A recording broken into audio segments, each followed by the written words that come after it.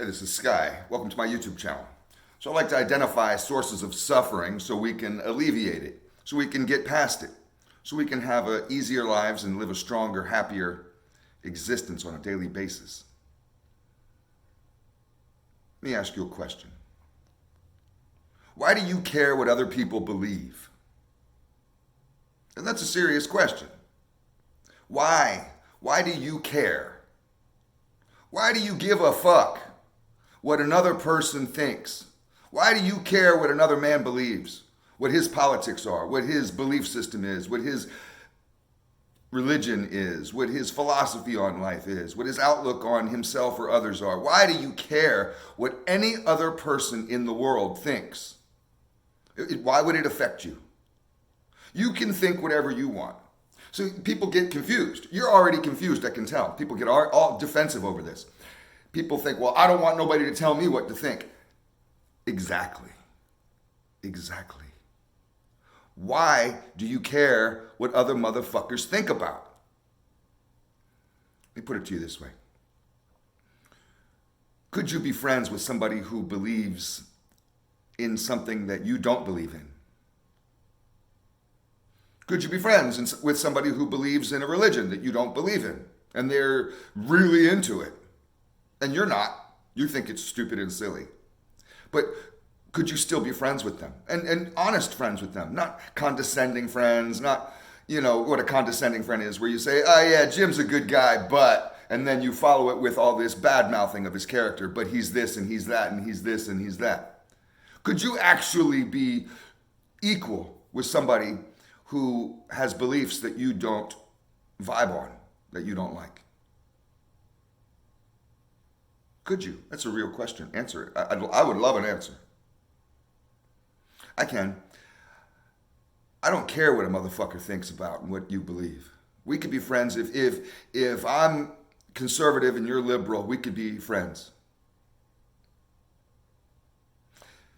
If I'm Christian and you're not, we could be friends. If I believe in God and you don't, we could be friends.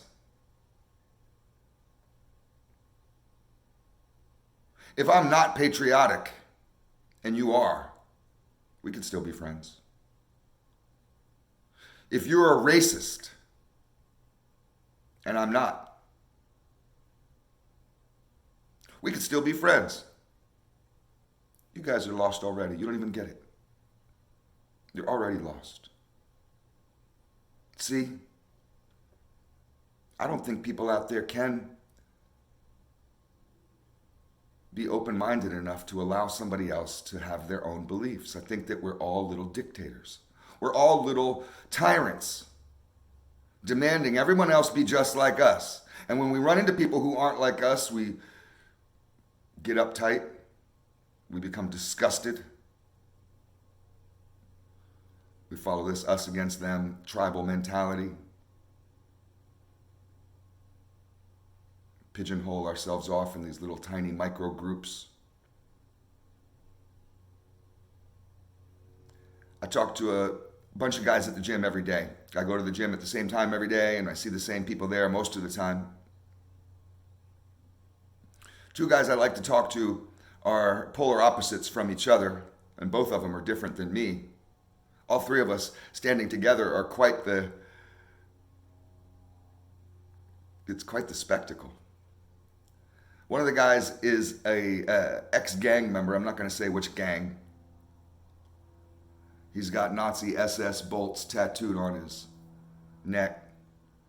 He's covered in very intimidating and threatening tattoos that all have deep-seated political beliefs behind them. He's not getting SpongeBob or bullshit tattoos like maybe you got. This guy's getting, every one of them has a meaning. And every one of them is fucked up. And he's proud of that shit. He's not hiding it.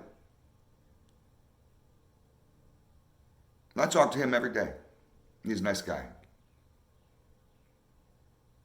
I talk to this other guy, a black dude. He's about 70 years old, similar age to my mother.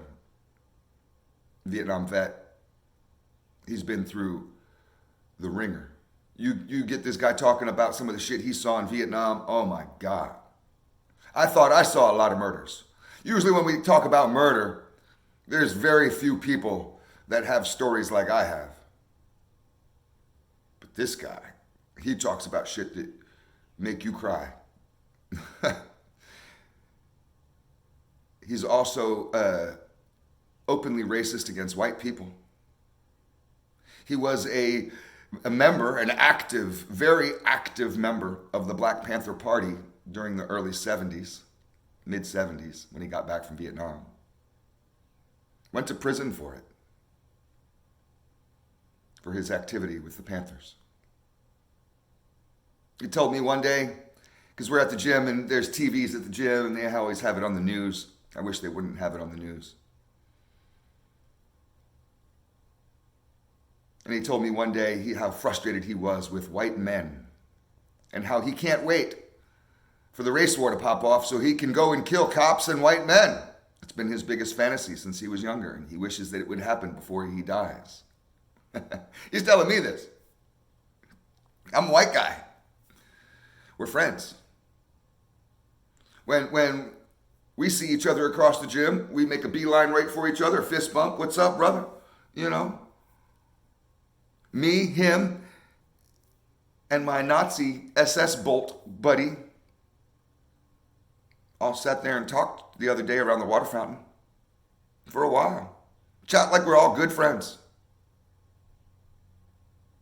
I know those two guys are opposites, polar opposites. One's a Nazi, one's a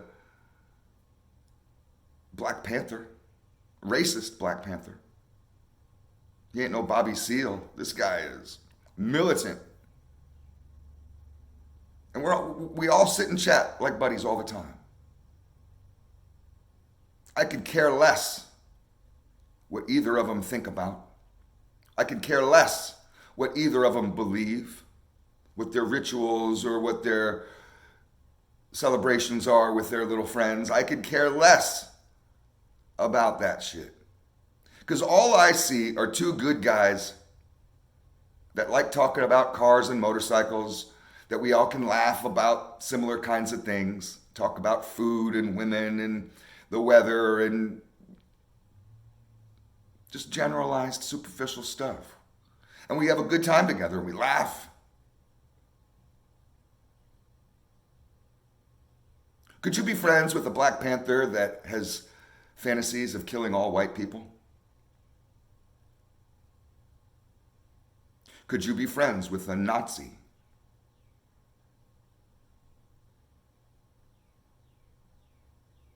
There's a lot of motherfuckers out there that they can't even sit in the same room with their own family because they voted for somebody else. Or because they might have a slight different belief on abortion. They can't be in the same room because one guy is political and the other guy isn't. You know, I was at a car show on Saturday. Pretty big car show, good turnout. They had a raffle and the prize money went up to like $150 or something. I didn't win. Would have been nice. At the car show, I've been to this car show before. They have it once a month and it has a good turnout. They always play the national anthem. And it's that particular crowd, they get into it. Patriotic crowd. Here in Florida, we're very patriotic people. My family fought in the Revolution. I don't know if your family fought in the American Revolution against England. My family did. My family came here in 1730.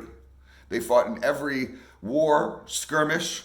Anytime a shot was fired, the Blood family, my family, that's where this tattoo is, they were deployed. I have family that are deployed right now, wherever soldiers are being deployed to.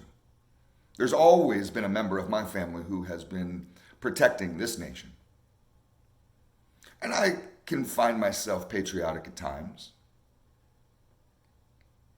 I mean, not that I'm unpatriotic at times, but I guess I should say that sometimes I can find myself lost in the moment. You know, glassy-eyed, sitting there, singing along with the national anthem, that kind of stuff. I know it's silly. So everybody is all vibing on this patriotic moment of the national anthem at the car show. There's one couple that are sitting there on their lawn chairs during the national anthem. Everybody else is standing, looking over at the flag. Some people are singing along. But every single person is involved, except for these two people, this husband and wife, who didn't feel like standing. They didn't feel like putting their hand over their heart. They didn't feel like stopping their conversation. Would that piss you off? It pissed people off at the car show. People went berserk. They got insanely aggressive to where I was concerned that a fight was going to break out. At first I thought it was funny, and I was kind of laughing about it, about the confrontation, about people yelling at each other over something so silly, but it got serious. And people had to be broken up, and they have security there that intervened. I felt a little sorry for the couple, even though I don't share their beliefs. I don't know what their politics are. I don't care. I don't need you to join in on my patriotism in order for me to feel like that this is a great country. If I'm sitting there with my hand over my heart in a patriotic moment, nationalistic moment, proud of my land that my ancestors colonized, and we didn't come here as refugees. We weren't potato-eating refugees. We came here as colonizers. You're welcome. You love America, you're welcome. And I don't care if somebody hates this country. I don't care. I'm not a love it or leave it type of guy. I really don't care. I don't care what you believe. It makes no difference to me. It has nothing to do with me. I can still have my beliefs. I don't care what you think about. Just like when I'm at the gym and I talk to my Black Panther buddy, I could care less, man, about what his personal politics are. I'm going to go to the gym in 10 minutes here, and I'll probably see him up there, and we'll fist bump and chat and be happy to see each other, reminisce about what we've done over the weekend, and, you know. So I'll end the conversation the way I started it. Why do you care what other people believe? The fuck does it matter to you? Thanks for watching.